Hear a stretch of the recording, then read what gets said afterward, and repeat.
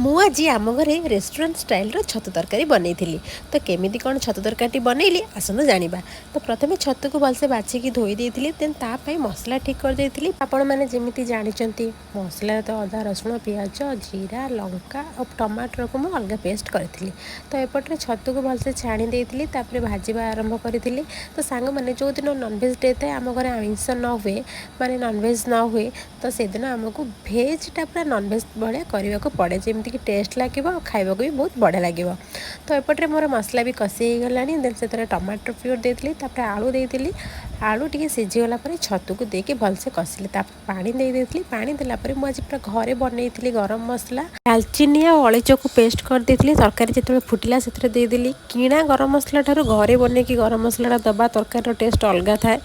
ତ ସାଙ୍ଗମାନେ ରେଡ଼ି ହେଇଗଲା ମୋର ଛତୁ। କେମିତି ଲାଗୁଛି ମୋତେ ନିହାତି କମେଣ୍ଟ ବକ୍ସରେ ଜଣାଇବେ। ରହିଲି ସାଙ୍ଗମାନେ, ବାଏ ବାଏ। ପୁଣି ଦେଖା ହେବ ନେକ୍ସଟ ସର୍ଟ।